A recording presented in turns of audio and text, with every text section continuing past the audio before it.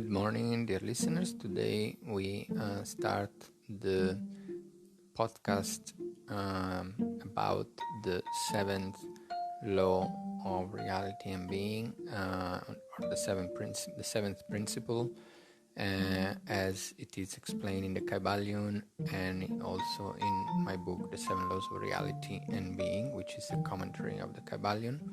So the chapter 7 is the principle of gender.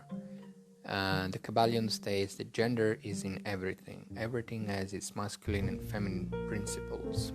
Gender manifests on all planes of phenomena. So this is the Kybalion. So we can comment on this from my book and explain a little bit.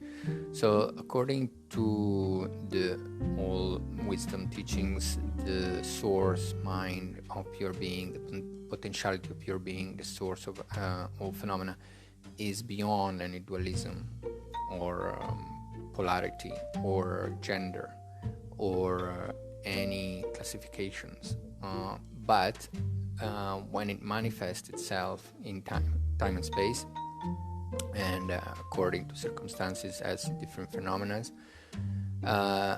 which can be pure phenomena or impure phenomena, it does according to these laws or principles of manifestations. And one of them is the law or principle of gender. So basically, this means that the principle of gender is responsible for creating, producing, generating, and manifesting phenomena on every plane of self-perceived reality. And gender here has a much broader, more general meaning than the term, the term gender as we usually think of, or sexual gender, etc. It's more. It has obviously a physical side to it, a scientific physical side to it, and we can see this in basically all phenomena, like even from the positively charged protons, neutral neutrons, and negatively charged electrons.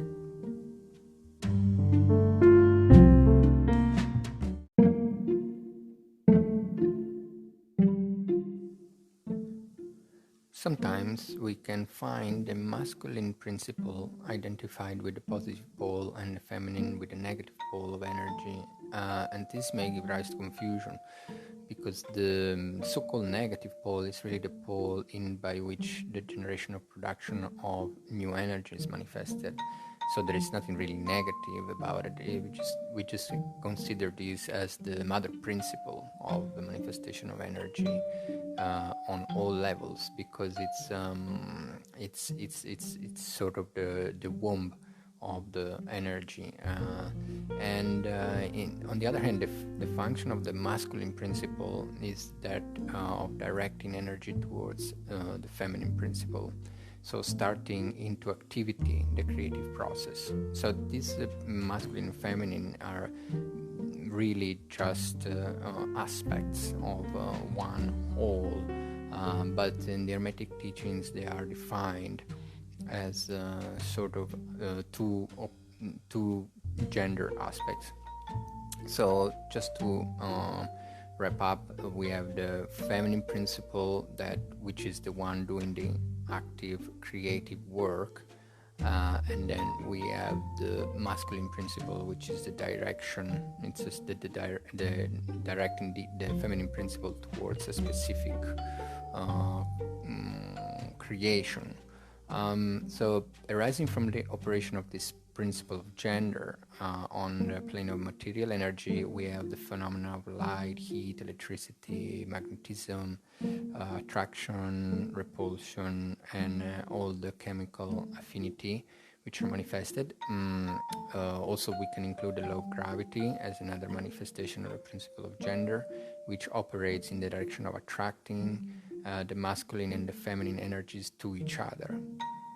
So to attract, we need to have two poles. This is very much related to the principle of the that we saw before of rhythm, cyclicity, and the principle of opposite poles of manifestation. So there is another aspect that we have to consider, which is also called the mental gender. So this is the sort of mind aspect, the gender of the mind aspect gender. So this should not be confused with the fact that the mind, the pure ground mind, is beyond any gender, is beyond any duality, so it's beyond any opposite poles, beyond rhythm, but its manifestation comes into life as consciousness, and that this consciousness operates also through the principle of gender. So according to the principle of mental gender, as it is described in the arcane teachings and the Kybalion, the power of consciousness operates on the basis of masculine aspect, and which for convenience you can just call the I, and the feminine, which for convenience you can call the me, and these operate together. So the feminine me part is the part of consciousness in which thoughts, ideas, emotions, feelings, desires, intuitions are produced, and can be considered the mental womb, capable of generating mental creations. The feminine side of consciousness brings is the realization of an enormous capacity for mental work and creative ability. But its powers, as enormous, they seem to receive some form of direction from either its own masculine I companion or an external mental I, which produce its mental creations. The masculine I, which we call I, but it's just for convenience, on the other hand, is able to wield the feminine aspect, giving it a kind of direction and purpose, and is also able to stand aside and witness the mental creations. So these two aspects could also be called the feminine emotive pole, manifesting desire, feelings, emotions, intuitions, and masculine motive pole, manifesting willpower. And it can also manifest concentration, restraint, control. So the tendency of the mental feminine principle is always in the direction of receiving impressions, while the tendency of the masculine principles is in the direction of giving them out.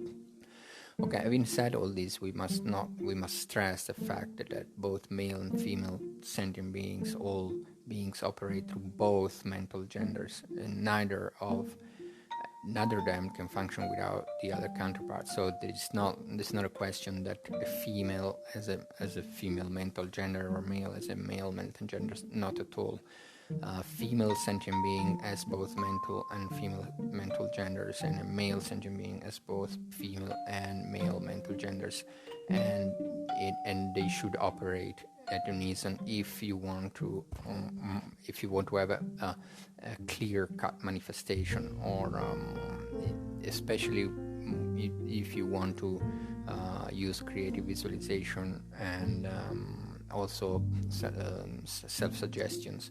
So the feminine is in the work of active mental generation, and the masculine in the form of willing, stimulating, directing the creative counterpart.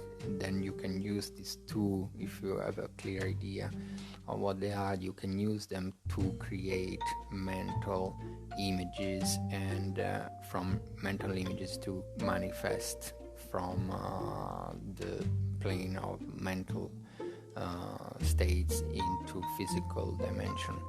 Okay, that's all for this part. We will talk more about the principle of gender and the phenomenon of mental suggestion, which is very important because it uses this principle of mental gender. Okay, thank you for listening, and I hope to see you in the next webcast.